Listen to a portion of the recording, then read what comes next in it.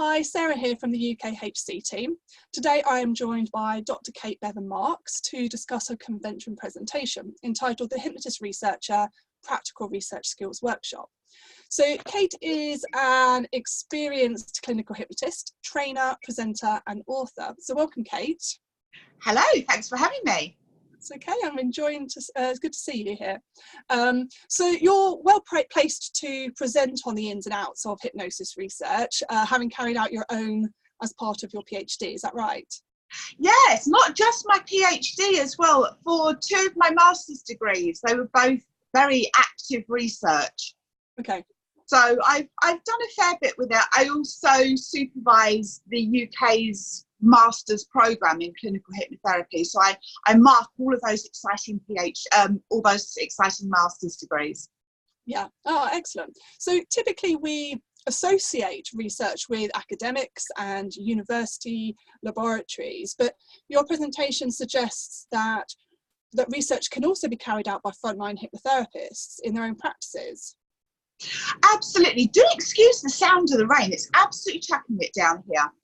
So, yeah, one of the criticisms that I regularly hear from hypnotherapists is, well, how does this relate to the real world of hypnotherapy? Because it's carried out in these perceived dusty labs somewhere. Yeah. But actually, lab work really does give us some information. But one of the best ways of addressing that criticism is to get out there and do it. And it is surprisingly easy to conduct hypnosis and hypnotherapy research. And that's what I'm going to be talking about. Yeah, excellent. So what kind of things can hypnotherapists research? Well, they can research all sorts of different things relating to their own practice and to their clients. So it might be something as simple as they have two really good smoking cessation programs, but they're not really sure about how clients perceive them. So they could research that. They might not be sure as to the long-term effects of those programs. So they could research that.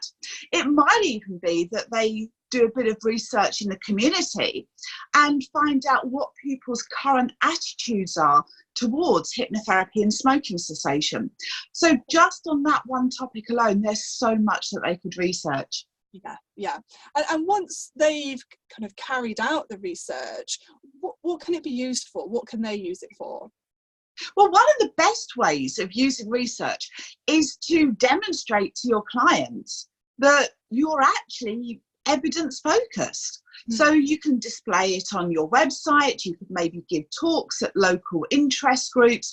So it really does promote the perception of you as a local expert. In addition, of course, many hypnotherapists are in peer support groups, they network, and they're able to share that really useful information amongst others, which will grow the body of knowledge within the hypnotherapy profession. Yeah. So it benefits hypnotherapists and the profession in lots of different ways then. Totally. Yeah. Instead of us all sort of saying, oh, well, there isn't any real world hypnotherapy research, the answer is to go out there and create it. Yeah, definitely. So, and I guess also having a better understanding of the scientific method, it can also help our own professional development more generally too.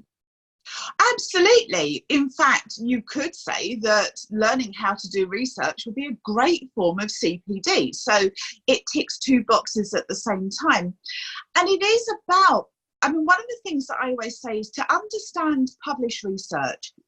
It's a really useful thing to have done some research yourself and be able to relate it to that. Yeah.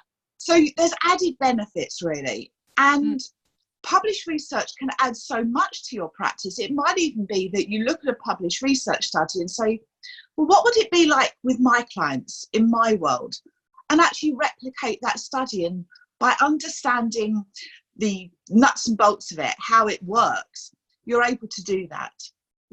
Yeah. So in your presentation, you're going to be guiding us through the steps involved in carrying out our own research and equipping us with those real world research skills. Can you expand upon that a little bit?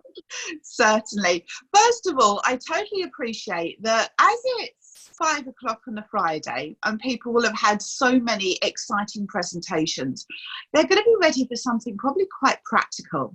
Yeah. In the past, I've had everybody take part in live research at that point. This time it's going to be something slightly different. And what we're going to do is we're going to go through all of the 5 key stages of creating a small research project during the workshop. So by the end of that workshop, everybody will have their own little project mapped out, and they'll have an underpinning knowledge of the key skills and the key components to be able to do that. Excellent. Sounds interesting. It also sounds, very practical, very interactive, and people can get quite a bit from that there. Absolutely. If anybody is interested in this particular presentation, might be a good idea to even start thinking, well, what would I like to know? What would I like to know about my clients, my fellow hypnotherapists, myself even, and my way of practice, and maybe come to the session with an idea. But if you don't have an idea, doesn't matter. I'm actually going to be giving you a whole list of possible ways of conducting research. Right, yeah. And what else are you going to be doing at the convention? Well, I'm looking forward to quite a lot of talks. In fact, I'm probably going to have to toss a coin between some of them. But also, Rory, my business partner, and I, we're really excited because we've got a stand there, which gives us a huge opportunity to have chats with other people. And there is a surprise special gift for people if they come up and talk to me. And I'm not going to say any more about it. A nice little teaser there. Absolutely. I'm sure people will find it useful. Yeah, excellent. That's great. So your presentation is actually a 2-hour presentation as well. So it's going to go into quite a bit of depth with what you're doing. Absolutely. And it's amazing how quickly that time flies by. It's technically 1 hour 45 minutes. I'll make sure that everybody leaves in plenty of time for the awesome evening that's planned. Yeah. But it's going to be super practical. As I say, it's the end of the day, and this will give everybody an opportunity to actually come in and, in a way, recharge, so they've got the energy to really get the most out of the evening ahead. Yeah, so you've already mentioned it's on a Friday at 5 p.m. and it's also in the Richmond room as well. For those who are interested in Kate's presentation and haven't got their tickets yet, you can head on over to the website at ukhypnosisconvention.co.uk. I've really enjoyed speaking with you, Kate. Thank you very much for your time, and thanks for some nice questions. That's all right. And I will see you in November. Absolutely. It'd be great to meet you in person. Yeah, you too. Okay, bye-bye. Bye.